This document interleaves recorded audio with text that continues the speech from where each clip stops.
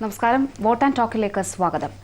സ്കൂളുകളിൽ 10ാം ക്ലാസ് വരെ മലയാളം പ്രഥമ നിർബന്ധിത ഭാഷയാക്കാൻ സംസ്ഥാന സർക്കാർ നിയമം കൊണ്ടുവരണമെന്ന് ജസ്റ്റിസ് വി ആർ കൃഷ്ണയ്യർ ഇന്ന് ആവശ്യപ്പെട്ടു. കേന്ദ്രീയ വിദ്യാലയങ്ങളിലും മലയാള ഭാഷ പഠിപ്പിക്കാനുള്ള നടപടികൾ സർക്കാർ സ്വീകരിക്കണം.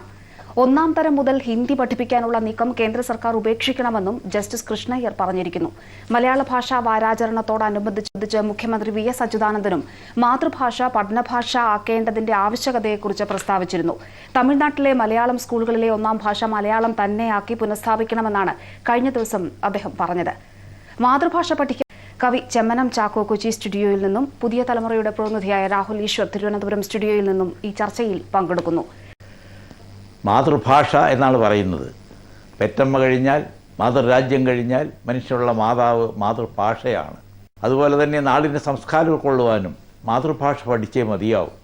ശ്രീ രാഹുൽ ഈശ്വർ, പുതിയ തലമുറ എങ്ങനെയാണ് ഇതിനെ കാണുന്നത്? മാതാവും മാതൃഭൂമിയും മാതൃഭാഷയും ഒക്കെ നമുക്ക് സ്വർഗത്തേക്കാൾ വലുതാണ്. അങ്ങനെ വിശ്വസിക്കുന്ന ഭാഷാ സ്നേഹിയായ ഭാഷാഭക്തനായ ഒരു വ്യക്തിയാണ് ഞാൻ. പക്ഷെ എൻ്റെ ഭാഷാഭക്തി ഭാഷയോടുള്ള അന്ധവിശ്വാസമല്ല. മലയാളത്തെ ഞാൻ വളരെയധികം സ്നേഹിക്കുന്നു. 26 അക്ഷരങ്ങളുള്ള ഇംഗ്ലീഷിന്റെ ഇരട്ടിയിലധികം 53 അക്ഷരങ്ങളിലധികമുള്ള മലയാള ഭാഷ, ഇംഗ്ലീഷ് ഭാഷയേക്കാൾ പഴമയുള്ള പ്രൗഢഗംഭീരമായ സാഹിത്യമുള്ള മലയാള ഭാഷ, ഇതിലെല്ലാം ഞാൻ ഊറ്റം കൊള്ളുന്ന ഒരു വ്യക്തിയാണ്. പക്ഷേ രാജ് താക്കറെയുടെ പ്രസ്താവനകളുടെ ലൈനിൽ അന്ധമായൊരു ഭാഷ മിഥ്യാബോധം അടിച്ചേൽപ്പിക്കുകയാണെങ്കിൽ അത് വരുന്ന തലമുറകളോട് ചെയ്യുന്ന തെറ്റായിരിക്കും. ഒരു 2 ഉദാഹരണങ്ങൾ ചൂണ്ടിക്കാട്ടാൻ ഞാൻ ആഗ്രഹിക്കുന്നു. ശ്രീ ബാലചന്ദ്രൻ ചുള്ളിക്കാട്, നമ്മുടെ പ്രശസ്തനായ കവി, പണ്ട് പറയുകയുണ്ടായി, അദ്ദേഹത്തിന് തന്റെ ഭാഷയോടുള്ള പ്രതിപത്തിയും പ്രത്യയശാസ്ത്ര പ്രവണതകളും കാരണം തന്റെ മകനെ ആദ്യം മലയാളം മീഡിയം സ്കൂളിലാണ് അയച്ചത്. വർഷങ്ങൾക്ക് ശേഷം, ഒരു ദശാബ്ദത്തിന് ശേഷം ഞാൻ തിരിച്ചറിയുന്നു അത് അവന് ദോഷമുണ്ടാക്കിയത്. അതുകൊണ്ട് ഭാഷാ സ്നേഹം വളരെ അത്യാവശ്യമാണ്. പക്ഷെ അത് ഇംഗ്ലീഷിനെതിരെയല്ല, അത് ഹിന്ദിക്കെതിരെയല്ല. കൃഷ്ണയ്യർ സ്വാമിയോട് എനിക്ക് ആദരവാണ്, വളരെയധികം ബഹുമാനമാണ്. പക്ഷേ അദ്ദേഹത്തിന്റെ ചില പ്രസ്താവനകൾ അത് ഡിബേറ്റബിൾ ആണ്. അല്ലെങ്കിൽ അത് ചെമ്മനം ചാക്കോ സാറ് പറഞ്ഞത് കൂട്ട് തന്നെ ഞാൻ പറയുന്നു. മാതാവിന്റെ അടുത്ത് മാത്രമല്ല ഒരു പുത്രൻ അല്ലെങ്കിൽ പുത്രി ജീവിക്കുന്നത്. അവർക്ക് വെളിലോകങ്ങളിലേക്ക് പോകാനുണ്ട്, പല വിഹായസുകൾ കീഴടക്കാനുണ്ട്. മലയാളത്തിന് പ്രഥമ പരിഗണന കൊടുക്കുന്നതിൽ രാഹുലിന് എതിർപ്പുണ്ടോ? രാഹുൽ പ്രതിനിധീകരിക്കുന്ന തലമുറയ്ക്ക് എതിർപ്പുണ്ടാകുമോ? ഇപ്പം ഞാനൊരു ഉദാഹരണം പറയാം. ഇന്ത്യ വിഷനാണ് മലയാളത്തിലെ ഏറ്റവും പ്രമുഖ ന്യൂസ് ചാനലുകളിൽ ഒന്ന്. എനിക്ക് ഇന്ന് ഇന്ത്യ വിഷൻ ന്യൂസ് കാണാൻ കഴിയില്ല. ഞാൻ ഇന്റർനെറ്റിൽ പോയിട്ട് അടിക്കുന്നത് www.indiavision.com അല്ലെങ്കിൽ ഇന്ത്യ വിഷൻ TV എന്നാണ്. അത് നമ്മൾ ഒരിക്കലും മലയാളത്തിലല്ല അടിക്കുന്നത്, ഇംഗ്ലീഷിലാണ് അടിക്കുന്നത്. അതുകൊണ്ട് ഇംഗ്ലീഷിനെ തെള്ളിക്കളഞ്ഞുകൊണ്ട് എനിക്ക് ആംഗലേയ ഭാഷയോട് പ്രത്യേകിച്ച് ഒരു സ്നേഹവും ഇല്ല. സ്പെയിൻകാരാണ് ലോകം കീഴടക്കിയിരുന്നെങ്കിൽ, ജർമ്മൻകാരാണ് കീഴടക്കിയിരുന്നെങ്കിൽ ഒരുപക്ഷെ നമുക്ക് ജർമ്മനോ സ്പാനിഷോ പഠിക്കേണ്ടി വരുമായിരുന്നു. പക്ഷേ കൃഷ്ണൻകുട്ടി എന്നൊരു പ്രേക്ഷകനുണ്ട് ടെലിഫോണിൽ. എന്താണ്? ഏഷ്യാനെറ്റിലെ ഒരു രഞ്ജിനി ഹരിദാസ് വരുന്നുണ്ട്. ഭാഷ ഇത്രമാത്രം മോശപ്പെടുത്തിയ ഒരു സംസാര രീതി ഞങ്ങൾ ഇതുവരെ കണ്ടിട്ടില്ല. കാര്യങ്ങൾ ഒന്ന്, ഇപ്പൊ നമ്മൾ ഇന്ത്യ വിഷന്റെ സ്ക്രീൻ നോക്കിയാൽ തന്നെ കാണാം ഏകദേശം 20 ആംഗലേയ അക്ഷരങ്ങൾ ഇന്ത്യ വിഷന്റെ സ്ക്രീനിൽ ഈ നിമിഷം തന്നെ ഉണ്ട്. ആധുനിക അവതാരകരുടെ കാര്യം എടുക്കുകയാണെങ്കിൽ ഞാൻ അതിനെ എതിർത്ത് പറയുന്നില്ല, ശരിയാണ്. ഒരു ആംഗലേയ വൽക്കരണം, ഒരു ഇംഗ്ലീഷ് വൽക്കരണം പ്രത്യേകിച്ച് വോയിസ് ആൻഡ് ആക്സെന്റിൽ സംഭവിച്ചിട്ടുണ്ട്. മലയാളം മാത്രമേ പറയൂ എന്ന് പറയുന്നൊരു ജനത ഉണ്ടായിട്ടുണ്ട്. അതിന് 1-2 ആൾക്കാരെ കുറ്റം പറയുകയല്ല, പൊതു ചിന്താധാര വന്നിട്ടുണ്ട്. കന്നഡക്കാരനോ കന്നഡിക്കോ തമിഴോ ഉള്ള ഭാഷാബോധമോ സ്നേഹമോ നമുക്കില്ല.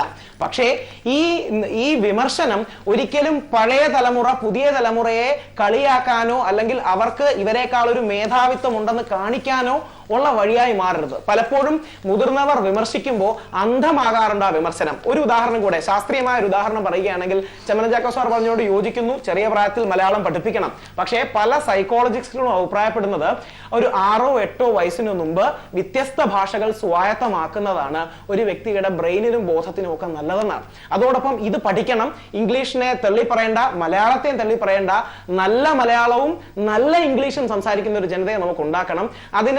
അതിന് ഈ വിഭാഗീയമായ ചിന്ത വേണ്ട, രണ്ടിനെയും ഒരുപോലെ കൊണ്ടുപോകാൻ കഴിയുന്ന ഒരു ജനതയും ചിന്താധാരയും നമുക്ക് വേണം. ഞാൻ മടങ്ങി വരാം. ഇപ്പോൾ ഇടുക്കിയിൽ നിന്ന് സുജി എന്ന ഒരു പ്രേക്ഷക. American president Barack Obama India സന്ദർശനത്തിനായി പുറപ്പെടുന്നതിന്റെ തത്സമയ ദൃശ്യങ്ങളാണ് ഇപ്പോൾ കണ്ടുകൊണ്ടിരിക്കുന്നത്.